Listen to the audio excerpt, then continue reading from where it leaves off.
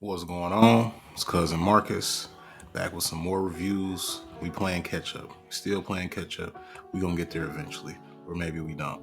No, we will. I'm just fucking around. All right, so I'm on week 2 of my pools from January, ranking them, talking about them, reviewing them, yada yada yada. So let's get it started. I pulled 8 comics from week 2 of January. It's by far the most, and coming up in the upcoming months, that'll probably be. It's a few weeks where I got like, nah, it's getting outrageous, but we move on. So this is by far like the biggest week of January. So let's get it started. So ranking them 1 through 8, 8 to 1. Starting with 8 is Giant Size Spider-Man, written by Cody Ziegler, art by Iban Quello. It's called Giant Size because it's a little bigger. Uh, they doing a series of giant size issues to celebrate the 50th anniversary of Giant Size X-Men, I think. Whatever. So Giant Size Spider-Man, all focused on Miles and Venom. Not Eddie Brock Venom, Dylan Brock villain. Venom. And the fact that it's Dylan is actually like a key problem here. So I try not to let my expectations be like solidified to the point that this is what the comic should be. But certain things just make sense to me. So, excuse me. This is a pretty simple issue. Miles is investigating some new tech that some street gangs been using. He find a warehouse with the gang in it, and then Venom, Dylan Brock pops up. They team up. But then they get into it also because Venom is like trying to kill the thugs, and Miles is like, "Stop, we don't do that."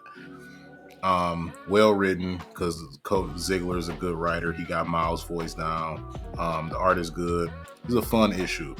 My big issue with it is that I didn't get enough like Miles and Dylan interaction. It was mainly like Spider-Man and Venom, or like Miles, Spider-Man, and Venom, but I wanted to see Miles interact with Dylan, being that they're both like kind of sort of second generation of their title of Spider-Man and Venom, but we didn't really get any of that. So it was kind of like a filler type issue of Miles Morales Spider-Man, just with like a Venom appearance. And yeah, that was kind of disappointing. But overall, the issue was good. The issue was fun. No big, like, no pun intended, issues with it. And we also get the return of Rabble, which Cody Ziegler is setting Rabble up to be like Miles's primary antagonist for this series and going on. And Rabble is a real good villain, so good choice. So number 8 was Giant Size Spider-Man. All right, number 7 is Luke Cage Gang War, written by Rodney Barnes, art by Ramon Box. Luke Cage Gang War, this is issue 3. This is just solid little filler series to go with this gang war storyline that I don't care about. I just really I wanted to support Luke Cage because I feel like he should have a book right now. He's the mayor of New York right now. He was a criminal hero for hire, Avenger. Now the mayor, he should have a book. So far, this issue was just solid. It was just okay. It didn't rewrite the wheel.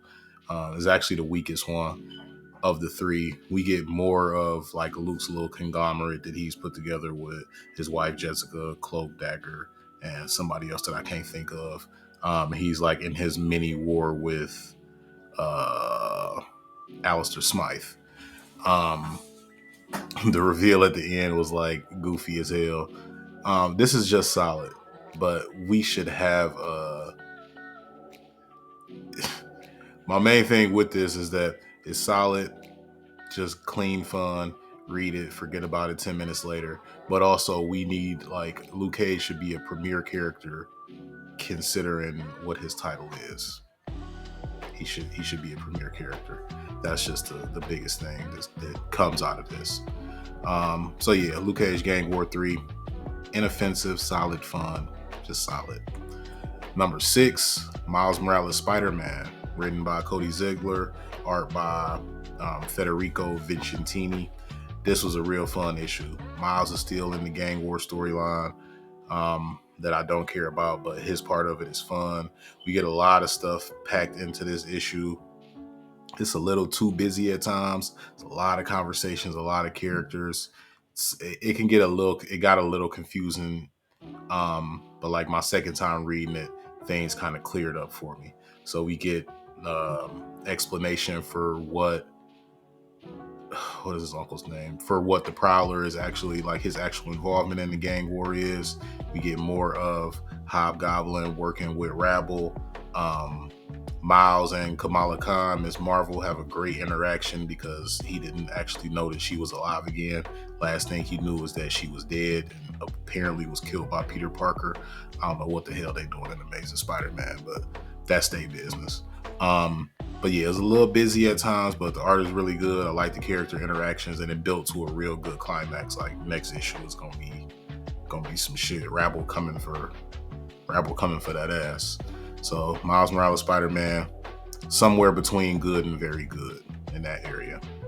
Next, we kick it up a little notch. So number 5 is Blade issue 7, written by Brian Edward Hill, art by Valentina Pinti. This is my first time ever reading like a Blade ongoing series, and it's been really good. To sum it all up, Blade accidentally unleashed this demon spirit kind of thing called the Adana that's creating these horrifying situations all over the world, and Blade got to go try to figure out how to stop it. So it's creating like demon possessions and turning people into monsters and all type of stuff. You know who Blade is, Wesley Snipes, yada yada yada. Blade 7, spoiler alert for I gotta start saying spoiler alert. Spoiler alert, this issue is a total lie. Like, Hulk is involved, he's a major player. Blade and Hulk don't fight at all. So don't open this issue expecting them to fight. They're not gonna fight at all. Hulk called Blade to a town where all these inhabitants are being possessed by demons, asking for help. I like the correlation they make between the inhabitants being possessed by demons, what Blade is and what he does, and also the Hulk or Bruce Banner having to deal with the Hulk too. Really like they relationship, because Blade and Hulk don't really have no true relationship, but I really like their interactions with each other, and I like how they built to the climax of this issue. It made perfect sense. It was real good. This was a real good issue. The art was good too. Penty is not the regular artist. I'm pretty sure the regular artist is Elena Casagrande. I guess she's on a little break or whatever, but art is good, built to a good climax. Blade 7 was real good. Blade could be anywhere between 3 and 5 in this ranking for this week that I'm doing. Is really good. Number 4 is Outsiders number 3, popping over to DC, written by Colin Kelly and Jackson Lanzick, art by Robert Carey. Issue 2 is a little down for me, but this was probably the best Outsiders issue so far. And it's not just because it involves Batman in some way, but the way that they involve it. Because issue 1 pretty much establishes this is not a Batman thing, this is not a Bruce Wayne thing. It's Batwing, aka Luke Fox, who's Lucius Fox's son, and Batwoman.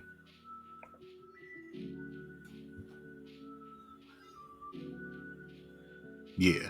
And Batwoman teaming up with this other character named Drummer, who can speak to time or something like that. I can't remember exactly. But they end up basically in another dimension that's made up of the unconscious thoughts or the collective unconsciousness of every Batman, like in the multiverse. So they end up in like this Wayne Manor that's occupied by like every Batman. They see some kind of quirky stuff. They have interactions, and basically the issue is about Batman's effect on Batwing and Batwoman as people. Not Bruce Wayne, but Batman. Like the ideals of Batman, the mission of Batman, and how that has affected them as people, and whether or not that effect has been positive or negative. It's a real interesting dive into it. It builds to a really interesting climax. Like, this is not a punching and kicking superhero type book. This is something that's a little more cerebral. This art is real ambitious because it's a lot of panels that we see like 15 or 20 Batman in it, and The art is real good. Like, this is the best that the art has been. I think this is the best written issue of Outsiders so far. It's really good. We get a hint at more of Drummer's plan or mission, just a slight hint. But the fact that Drummer might not be what she seems to be, and whether that's positive or negative. So Outsiders 3 was real good. I'm glad I started following it. All right. Number 3 of the 8 comics that I read week 2 of January is Action Comics 1061. If you don't know, Action Comics is like the junior Superman title. So it's like, if you want to read the main Superman stuff, you're going to read Superman, and then you're going to read Action Comics. So this is Action Comics 1061, written by Jason Aaron, art by Jason Tim. Jason Aaron just been killing it with his DC shit since he left Marvel. Off rip, he has a clear understanding of the character of Superman. He displayed that in a really creative way that I like. This issue and this storyline, this 3-issue storyline that I'm gonna follow Action Comics for, is about Bizarro. And apparently Bizarro has lost his family that he had and his planet because of multiple multiversal resets and crises that the DC universe continues to go under. Like, it's always so much shit that's happening that now Bizarro has no home, he has no family, but he has memories of them or something like that. So Bizarro is seeking a way to, basically he's blaming Superman for it, and he's seeking a way to hurt Superman behind it. The method that he's using to hurt Superman is really creative. It's a path that I don't know that's ever been taken from Bizarro's situation, but it uses the Superman Bizarro relationship in a really cool way. The art is really good. They fight all throughout, like all around Earth and all throughout space and stuff. And this is something that I didn't fully know about Bizarro. I knew Bizarro spoke very weird, but I didn't know that, like, because he's an actual like inverse of Superman, that everything he says is actually backwards. So Bizarro can say, like, if he says, "Oh, Bizarro no want answer," that means he wants answers. I didn't fully pick up on that until like halfway into the book, and I was like, "Oh, okay, so that's what that means." But then that forced me to recontextualize everything that had happened before, so I had to reread this again, and it's like, "Oh, this is really how the conversation was playing out between them," and that was like, that's some low-key genius shit to me. The ending is like, oh man, this was great. Jason Aaron is the man. This is great. I ain't gonna get into no more about it, but it deserves that being in the spot. Then the top two was my top 2 anticipated books for this month period anyway. Number 2 is Rise of the Powers of X1, written by Kieran Gillen, art by R.B. Silva.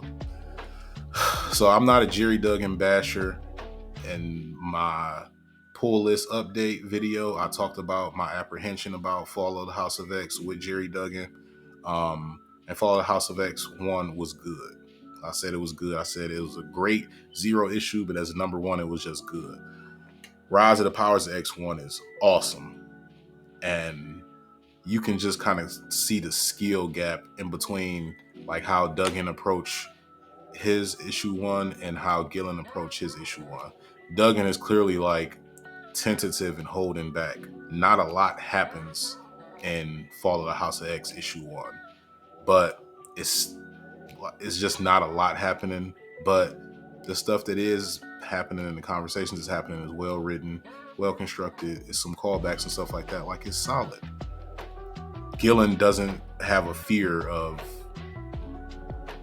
like people being like the readers being lost, or he doesn't have a fear of just diving in. Like, this is the story, we going full throttle. Like, it's no pausing, it's no hesitation. He's just laying it all out there.